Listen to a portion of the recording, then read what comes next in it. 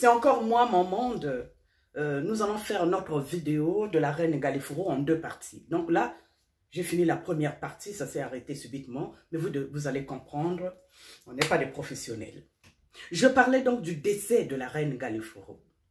Le 20 avril 1956, cette nouvelle triste tombe. La reine Galiforo nous a quittés. Et oui, dans la vie, c'est ça. On est, on vit et la suite. Mais là encore, ça a été un grand mouvement. Tout ce que je puis dire, oui, elle nous a laissés. Comment se sont déroulées ces funérailles? On sait. Dans le royaume Téké, dès que tout roi meurt, on embaume le corps.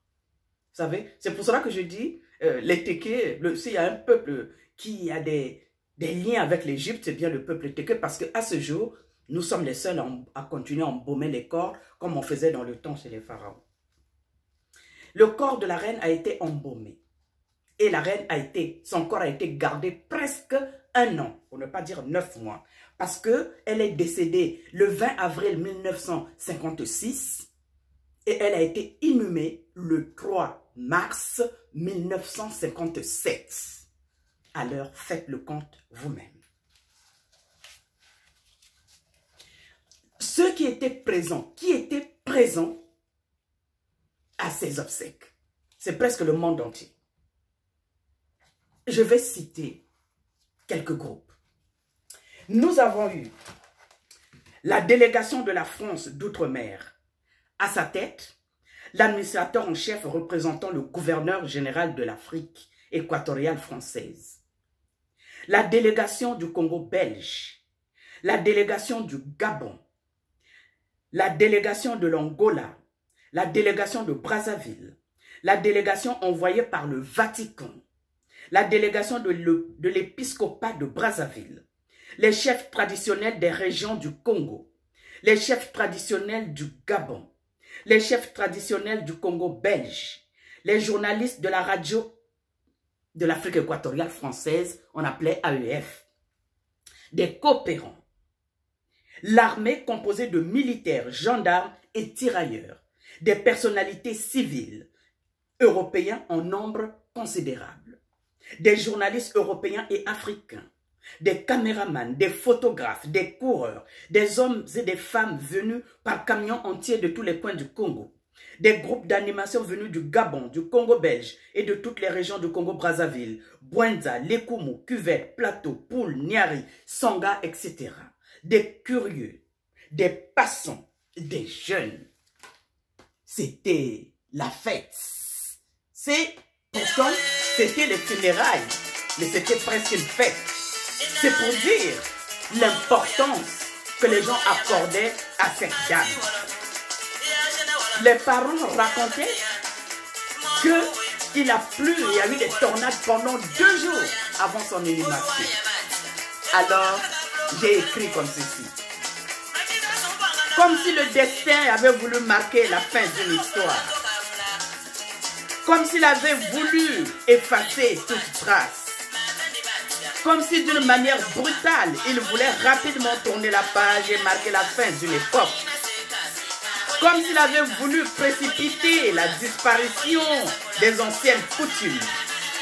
Comme si la nature se donnait de la peine à nettoyer les taches du passé. Comme si elle voulait s'acharner sur un passé injuste, rempli de mépris et chargé de violence. La tornade grande. Parce que le temps, le moment et l'espace s'y prêtaient, alors la nature fait sa démonstration de force. Elle saisit ces instants rares où Européens et Africains étaient à l'unisson pour faire passer la force de ses idées et la démonstration de sa puissance. L'éclat de sa colère et toute sa haine contre un passé ignoble auquel elle a assisté sont branchés. Depuis 2 jours et 2 nuits, la tornade gronde.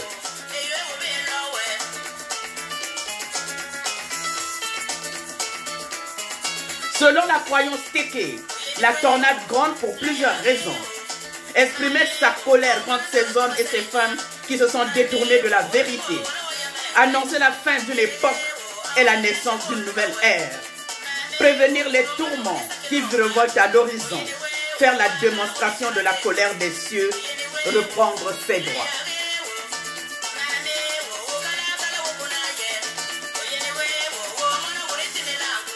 Et pour finir, je vais tout simplement parler des jeunes. En ce moment où tout semblait être mis en cause, les jeunes rêvaient d'un renouveau, la tête pleine d'idées, imaginant des lendemains plus radieux, comme cela se reflètera plus tard dans l'hymne national du Congo, au lendemain des indépendances. Les paroles écrites par le citoyen congolais, Kimbongi Levant, sonnent déjà l'éveil d'un peuple. En ce jour, le soleil se lève et notre Congo resplendit. Une longue nuit s'achève, un grand bonheur a surgi. Chantons tous avec ivresse le chant de la liberté.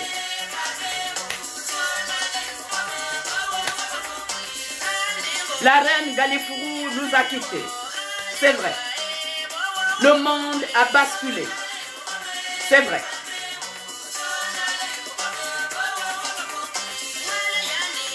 Et oui, maintenant c'est à nous d'écrire l'histoire. Et nous allons écrire l'histoire à partir de ce que la reine Galifuru et les autres ont construit.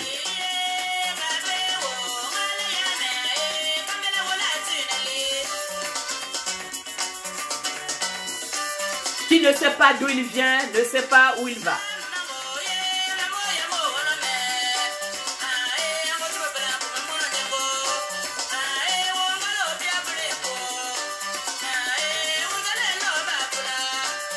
Quand je dis ça, je vous dis à très bientôt.